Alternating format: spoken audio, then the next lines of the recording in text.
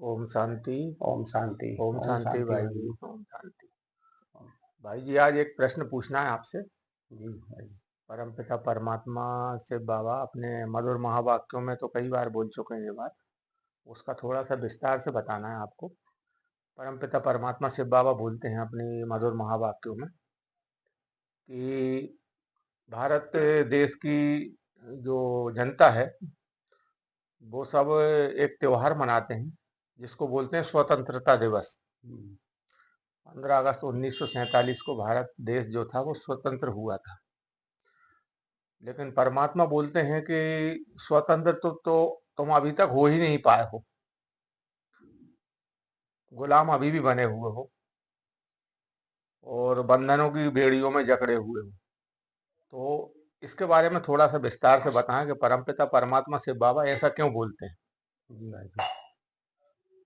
भाई जी, परमपिता परमात्मा जो सदाशिव कल्याणकारी, जिनका नाम है पूरा शिव बाबा, हम्म।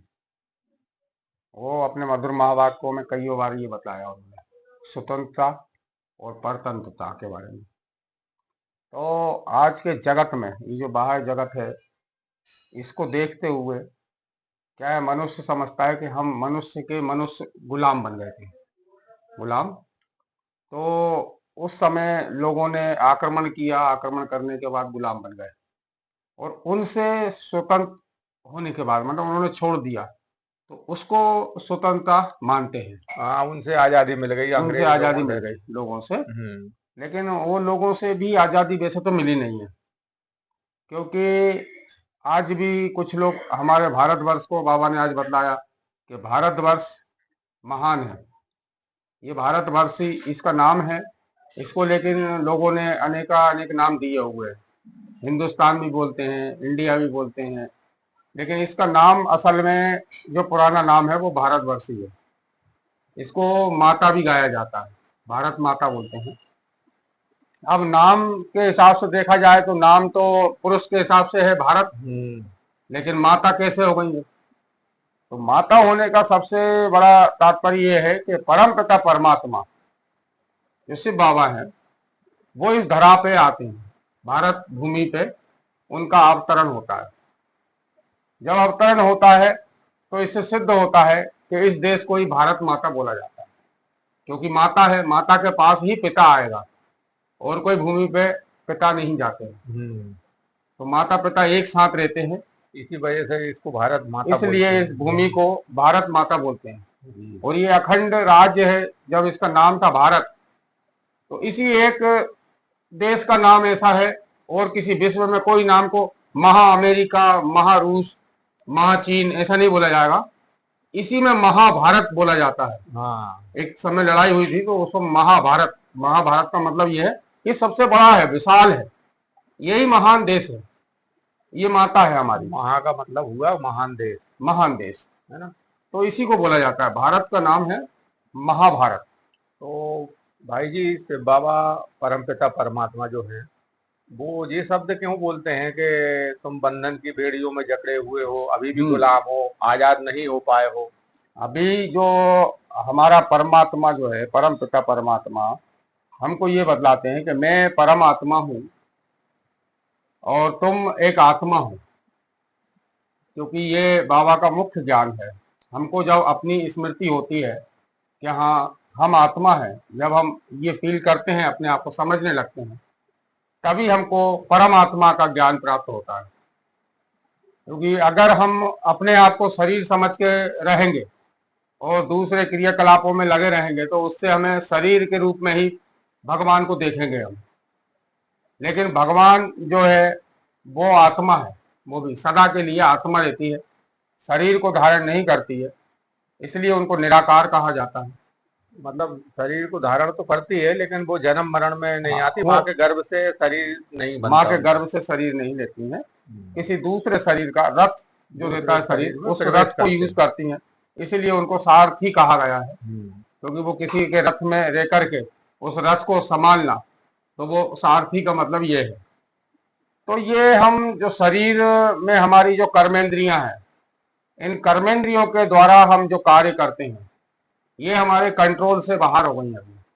कर्मेंद्रियां धीरे मतलब धीरे जो हमारी कर्मेंद्रियां हैं वो अपनी मन मर्जी चला रही हैं, मन के मर्जी के मुताबिक चल आत्मा रही के है। हिसाब से नहीं चल रही हैं। आत्मा के हिसाब से नहीं चल रही है, क्योंकि आत्मा जो रहती है बुद्धि और मन, इन दो के द्वारा कार्य करती है। तो बुद्धि जैसे जैसे हमारी अच्छी होती है, सत्व प्रधान अवस्था में होती है, तो उस समय हम स्वतंत्र होते हैं, क्योंकि कर्म इंद्रियों हमारे कंट्रोल में होती हैं। जैसे महाभारत के समय का युद्ध बतलाया गया है कि वहां श्री कृष्ण अर्जुन के रथ की कमान संभाले हुए हैं, तो वो अर्जुन अपने रथ की कमान को, कर्मेंद्रियों को नहीं कंट्रोल में कर पा रहा था, तो श्री कृष्ण उसके सारथी बने।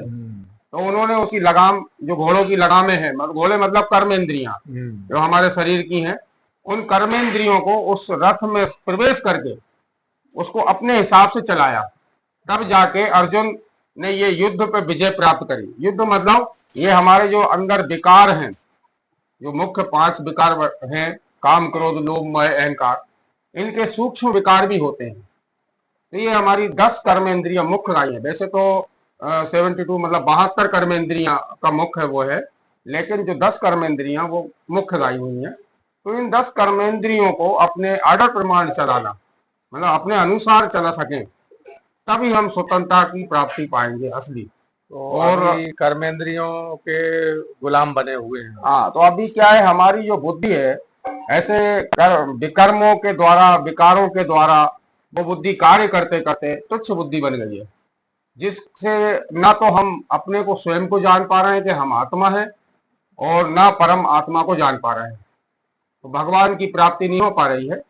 तो बोलते हैं कि परमात्मा बोलो तेरी गतमत तू ही जाने, तू सबसे न्यारा है, भाई हम नहीं जान पा रहे हैं। आज के मधुर महावाक्यों में परमपिता परमात्मा शिव बाबा ने स्पष्ट बताया है कि इस संसार में ऐसा कोई भी मनुष्य नहीं है जो आत्मा को जानता हो और परमात्मा को जानता परमात्मा को जानता हूँ, क्योंकि जब स्वयं को जानेंगे, महसूस करेंगे कि हाँ आत्मा मैं हूँ, और मेरे मन और बुद्धि, मेरा मन इतना स्वच्छ होना चाहिए जिसके अंदर विकारों की प्रवेशता ना हो जरा से भी, क्योंकि मन ही विचार का कार्य करता है।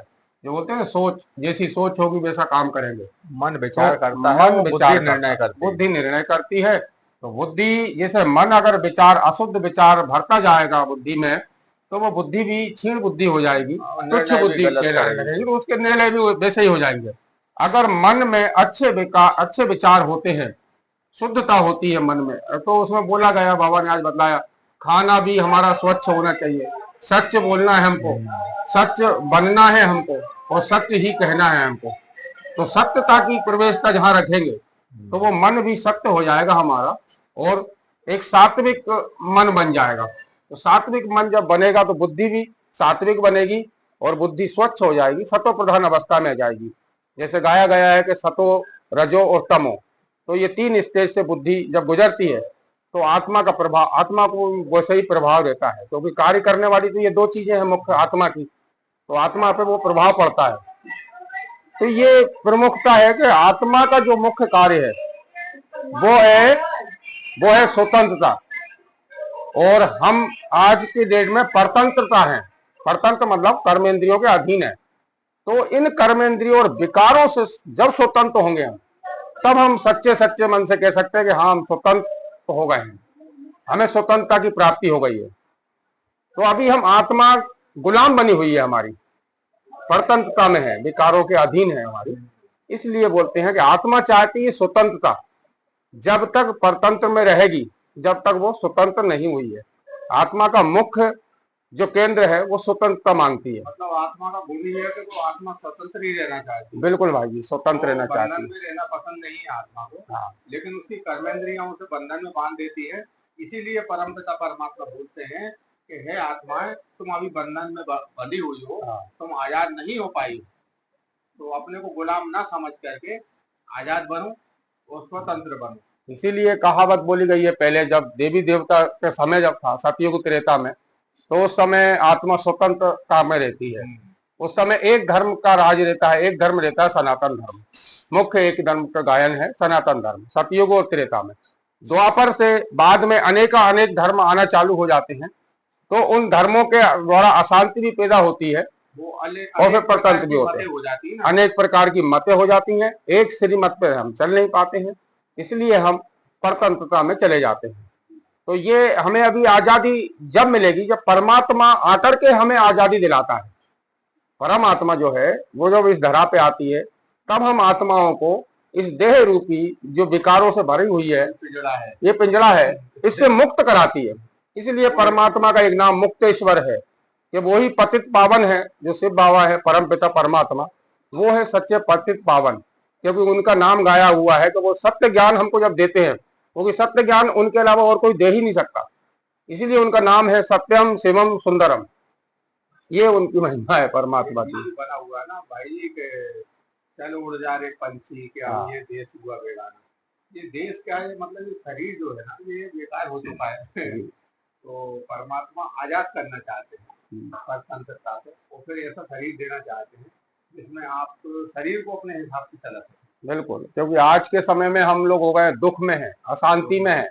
आज हमारी आत्मा का जो सुधर्म है वो शांति का सुधर्म है। हम शांत स्वरूप आत्मा है, तो इसीलिए हम बोलते हैं ओम शांति। ओम शांति का अर्थ भी यही होता है, मैं आत्मा शांत स्वरूप हूँ। जब भी कभी ऐसा लगे कि मैं अशांत हो रही हूँ तो स्वयं एक थोड़ी देर ऐसे बैठ जाएं मुद्रा में, बिल्कुल चारों तरफ कोई बात ना हो, और स्वयं एक सो मान लें कि मैं आत्मा शांत स्वरूप हूँ, शांत स्वरूप हूँ। तो वो शांति का गुण हमारे अंदर आ जाएगा, इमर्ज हो जाएगा, और हमें ये फील भी हो जाएगा कि मैं आत्मा हूँ। अभ्यास, और मेरा स्वधर्म ही है शांत रहना, ना कि अशांत रहना। तो ये एक उपाय बताया भाई जी आपने। कभी भी दुख की फीलिंग हो या मन में क्रोध आ रहा हो किसी के प्रति भी, तो बैठ करके 1 मिनट या 2 मिनट ये योगाभ्यास कर सकते हैं। मैं आत्मा हूँ और मेरा घर शांति धाम है, मेरे पिता शांति के सागर हैं, परम पिता परमात्मा की मैं संतान हूँ, और मेरा स्वधर्म ही है शांत रहना, कहते हैं शांत रहना। तो बार बार ये अभ्यास कर सकते हैं, मैं शांत हूँ, मैं शांत हूँ, मैं शांत हूँ। ऐसा अभ्यास अगर 2 मिनट भी करेंगे तो ऑटोमेटिक क्रोध की उत्पत्ति खत्म हो जाएगी और शांति पूरे वातावरण में हो जाएगी, और अपने शरीर में भी शांति अनुभव करेंगे। एक कहावत है जो बोलते हैं कि करत करत अभ्यास के जलमति हो सुधार। तो जब तक हम अपने आप को, सुनने को तो सभी सुन लेते हैं, ये वीडियो के द्वारा भी सुन लेंगे कि आत्मा, तो आत्मा बोलने से ही आत्मा नहीं बन जाता है। जब तक हम उसका चलते फिरते हर काम में, कर्म में ये अनुभव करना है हमको कि मैं आत्मा हूँ, और आत्मा के हिसाब से ही काम करेंगे, तब जाके हम सच्चे सच्चे स्वतंत्रता की प्राप्ति करेंगे।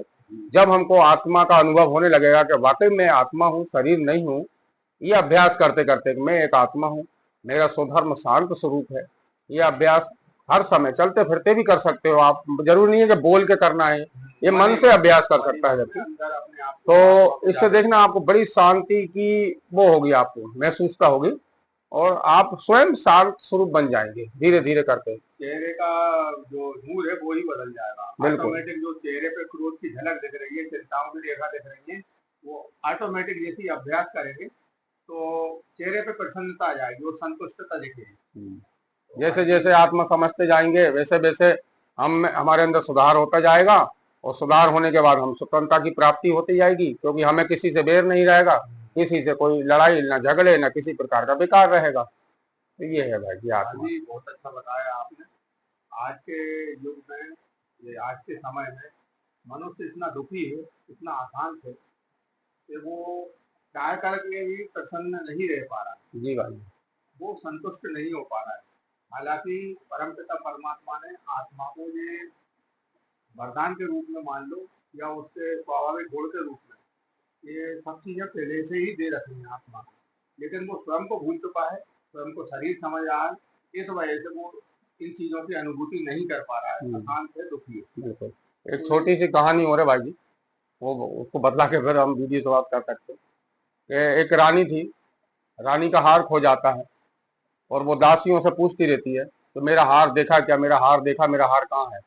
तो हम दुनिया में ढूंढ रहे हैं शांति, तो शांति जब हम दुनिया में ढूंढ रहे हैं तो शांति तो कहीं और कहीं तो मिलेगी नहीं, क्योंकि आत्मा का स्वधर्म ही शांत स्वरूप है, हमारे आत्मा के अंदर ही शांति है। तो दासियां बोलती हैं रानी से कि रानी, आप दुनिया में आप हार को ढूंढ के फिर रहे हो, आपने आपके गले में तो देखा ही नहीं कि आपके गले में ही आप हार पहने हुए हो। तो हमें ये समझना चाहिए कि हम आत्मा है, हमारे अंदर ही शांति है। आत्मा हमेशा कभी कोई देखा होगा आपने, ज्यादा वो कुछ आवाज वगैरह होती है तो वो उससे दूर होना चाहती है कि मुझे थोड़ी शांति चाहिए, तो वो हमेशा शांति में ही भागती है। तो इससे सिद्ध होता है कि आपके अंदर ही शांति है, आप अपने स्वयं के अंदर ही शांति को ढूंढे, बाहर ना ढूंढे। तो भाई बहुत अच्छा बताया। और इस प्रकार का अगर हर व्यक्ति अभ्यास करेगा तो उसको निश्चय ही शांति की प्राप्ति है। शांति जागृत हो जाएगी उसके अंदर से, अशांत रहना, क्रोध करना, ये सब चीजें बंद हो जाएंगी और अपने आप में सुख की अनुभूति है। अच्छा, वीडियो को ध्यान देते हैं। ओम शांति। ओम शांति।